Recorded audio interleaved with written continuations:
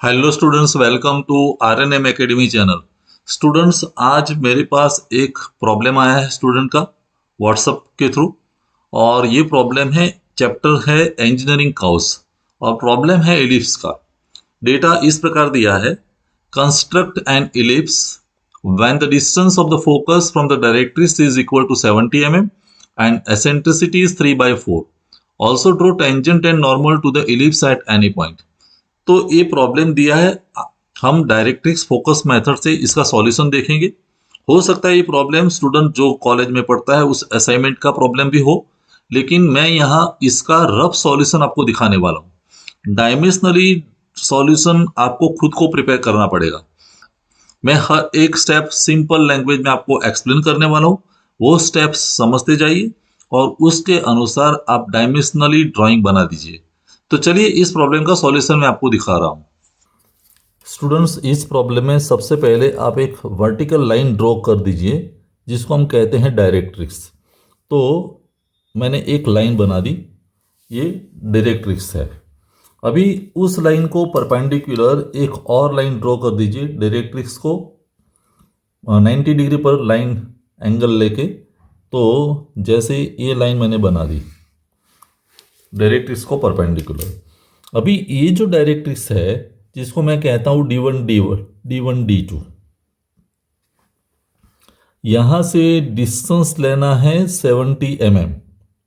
तो 70 mm पर जो पॉइंट मिलता है उसको हम कहेंगे F। याद रहे ये डिस्टेंस जो है वो 70 mm है और 70 mm है, तो इस पॉइंट को मैं F बोलता हूं और इसको मैं कहने वाला हूं EF। अभी ये 70 mm डिस्टेंस है, उसके 7 डिविजन्स कर दीजिए।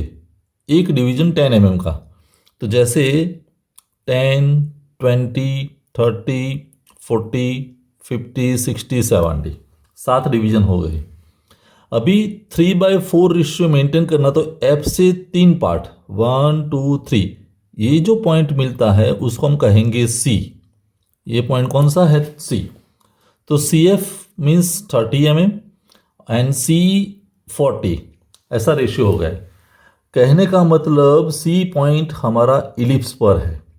तो इलिप्स पर जो पॉइंट है उसका फोकल पॉइंट से डिस्टेंस 30, उसका फिक्स लाइन से डिस्टेंस 40, और जो रेशियो बनेगा वो 30 डिवाइड बाय 40 मीन्स 3/4 होगा।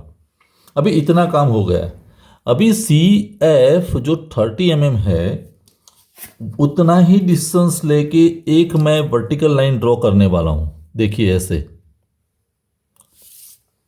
जितना CF है उतना ही यहां पॉइंट मिलेगा, वो एक जिसको कहते हैं हमें C डैश, और C डैश की लेंथ भी 30 mm है और ये एंगल कितना है? 90 डिग्री।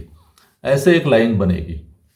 जैसे C डैश पॉइंट आपको मिल गया तो E और C डैश को ज्वाइन कर दीजिए। E और C डैश लाइन एक्सटेंड कर दीजिए। ऐसे मैंने लाइन एक्सटेंड कर दी। तो यहां तक काम हो गया। ये जो इंक्लाइन लाइन बनी है वो लेस देन 45 डिग्री एंगल होगा। यहां जो एंगल बनेगा वो 45 से कम होगा, क्योंकि ये इलिप्स है। अगर पैराबोला होता तो एग्जैक्ट 45 होता, हाइपरबोला होता तो ग्रेटर देन 45 डिग्री होता। अभी C से राइट हैंड डायरेक्शन में मुझे नंबरिंग करना है, approximately equal number of divisions, exact equal नहीं। जैसे कहीं भी रैंडमली मैं नंबर ले सकता हूँ 1, 2, 3, 4, 5, 6, 7, 8, 9, 10। अभी सवाल ये बनेगा कि कहाँ तक नंबरिंग करना है। तो नंबरिंग करने के लिए मैं आपको एक हिंट दे रहा हूँ कि आपका जो पॉइंट F है, F से 45 डिग्री इंक्लाइन लाइन ड्रॉ कर दीजिए। जैसे मैं 45 डिग्री एंगल अगर मेजर करता हूँ और वो लाइन ऐसे बनती है, तो एक लाइन मैंने बना दी, this angle is 45 degree, light pencil से। अभी ये दोनों लाइन जहां इंटरसेक्ट होती हैं, ये पॉइंट मिला, आप देख सकते हैं। उस पॉइंट से एक वर्टिकल लाइन ड्रॉ कर दीजिए लाइक दिस। तो ये हमारा फाइनल पॉइंट होगा, इसके बाहर पॉइंट लेने की जरूरत नहीं है। तो ये जो पॉइंट होगा जिसको हम कहेंगे डी, इसके अंदर पॉइंट आएंगे। तो अब ये पॉइंट्स कैसे करते हैं, लाइक ये पॉइंट है मेरा 1, फिर 2, एक पॉइंट मैंने यहाँ ले लिया 3, फिर 4, 5, 6, 7, 8, 9, 10 और लास्ट में तो डी पॉइंट है। तो 10 पॉइंट मैंने यहाँ बना दिए। अभी ये जो पॉइंट्स मैंने नोट किए हैं वहाँ से हम वर्टिकल लाइन एक्सटेंड करेंगे, लाइक एक वर्टिकल लाइन ड्रॉ करेंगे पैरेलल टू डायरेक्ट्रिक्स, और एक लाइन जो बनाएंगे वो ऊपर इस इंक्लाइन लाइन को टच होनी चाहिए, नीचे एक्सटेंड कर दीजिए। तो वैसे सभी में से 2 में से लाइन ऐसे यहाँ टच करेगी, तो वैसे मैं सभी लाइन ड्रॉ कर सकता हूँ। जैसे 10 है तो 10 से ऊपर टच होती हुई, फिर वैसे 9 में से, फिर वैसे 8, वैसे 7, फिर 6, फिर 5, 4, 3 एंड 2 ऐसे लाइन बनेगी। अभी ये जो लाइन मैंने ड्रॉ की जो इंक्लाइन लाइन को टच होती है वहाँ नंबर देना है। ये 1 है तो ये 1 डैश, ये 2 है तो 2 डैश। वैसे हम यहाँ पॉइंट्स का नोटेशंस करेंगे 4 dash, 5 dash, 6 dash, 7 dash, 8 dash, 9 dash, 10 dash. 10 point वहाँ भी मिल गए। अभी हमारा काम शुरू होगा।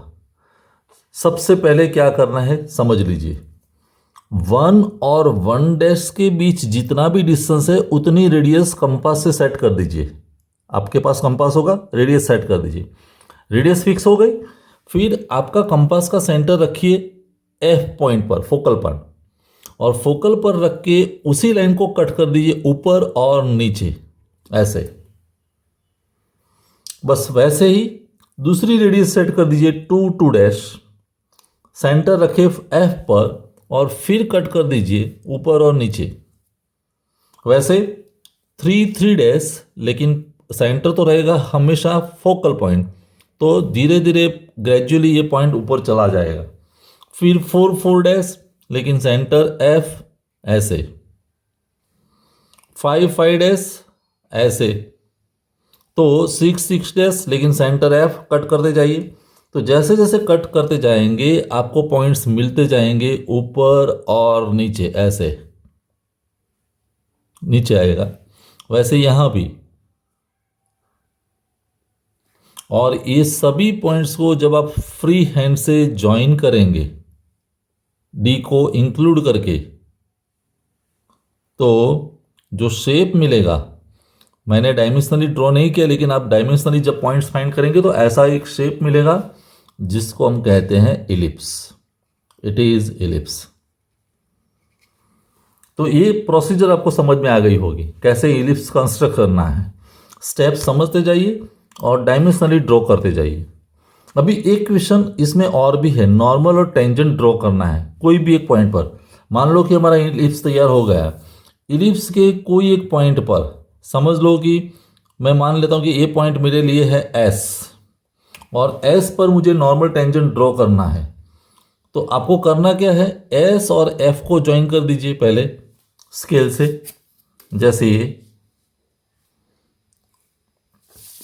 फिर एस एफ वाली जो लाइन है उसको एग्जैक्टली परपेंडिकुलर एक लाइन बना दीजिए ऐसे। यहां 90 डिग्री एंगल होना चाहिए, और एक पॉइंट यहां मिलेगा। और ये जो पॉइंट मिलता है, मान लो कि ये टी है, तो टी और एस को जब ज्वाइन करते हैं स्केल से तो वो ऑटोमेटिकली इसको टेंजेंट होगा, टी टी डैश बोलेंगे।